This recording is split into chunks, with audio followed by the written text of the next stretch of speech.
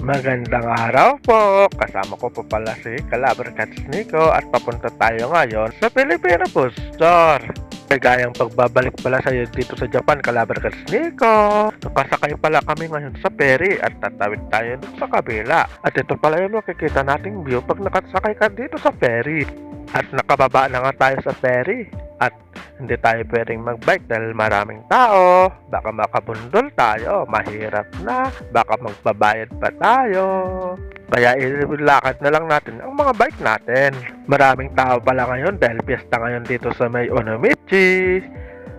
Sa wakas, nakalagpas na rin tayo dun sa may maraming tao at on the way na po tayo papunta sa Filipino Food Store. Nakita ko nga itong mag-partner na naglalakad. Sana all may kadate. Mag-ingat ka ate, baka maloko ka, biro lang po. At nakarating na pala tayo dito sa Matsunaga. Tingin muna tayo sa kanan at sa kaliwa bago tayo tumawid. Alright, at ito na po yung building ng Filipino Food Store. Nakarating na po tayo. Ito pala yung mga pwedeng bilhin dito. May Chinese food, may Filipino food at Vietnamese food. Tara, pasukin na natin to para makabili na tayo ng mga kakailanganin natin.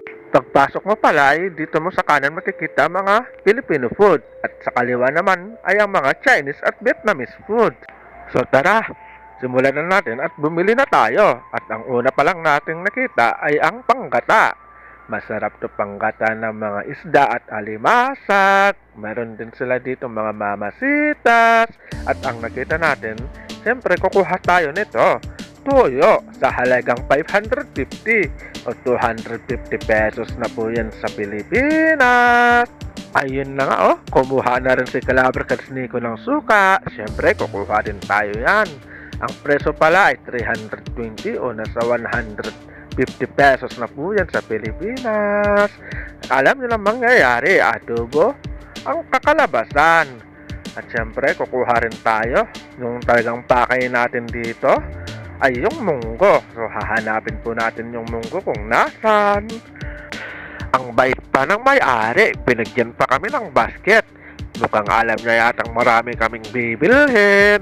Ito pala yung munggo na hinahanap natin mga kalabarkada. At ang presyo po nan ay 270 yen o nasa 135 pesos na po yan. Pero kukuha pa rin tayo kahit mahal. Bibili rin pala tayo ng itlog na maalat. At ito yung presyo mga kalabarkada. 380 yan o nasa 165 pesos. At 6 na piraso lang po yan.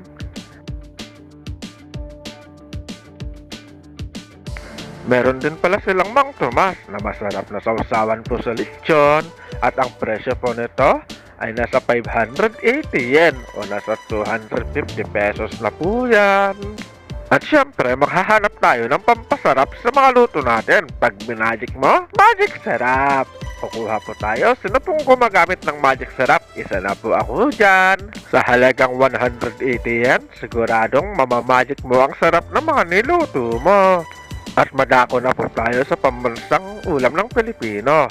Ang isdang hindi naliligo o ligo sardine. Sarap po yan pang sahog sa munggo. Sa halagang 150 yan o 75 pesos, may pang sahog ka na sa munggo. Kaya kukuha po tayo ng 3. At wag po nating kakalimutan ang patis na paborito naming mga Ilocano. Ang halaga po niyan ay 360 yen o 150 pesos. At may nakita po tayo. Ito po yung paborito ko. Ang karne norte corned beef. Paborito ko po yan. At ang presyo po niyan ay 480 yan.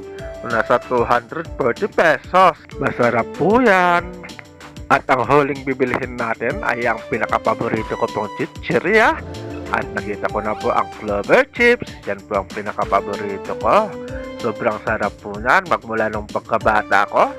Yan na po ang paborito kong chichirya sa halagang 180. At ito na po lahat yung mga nabili natin. At magbabayad na po tayo. At ito na nga mga kalabarkada, magbabayad na po tayo. At nakahanda na yung mga plastic ni ate. At iniisa-isa nang iniiskan ang mga presyo. At kasakit na naman ang bulsa natin dito. At lahat po ng binayaran natin ay 5,000 yen po lahat-lahat yan. So ayun na nga, natapos na tayong bumili at ito, pauwi na po kami ni Calabers Nico. So hanggang dito na lang po ang video na to at dito na po mangyayari. Ingat po tayong lahat. God bless at lagi po natin natandaan. God is good all the time. See you po sa next vlog.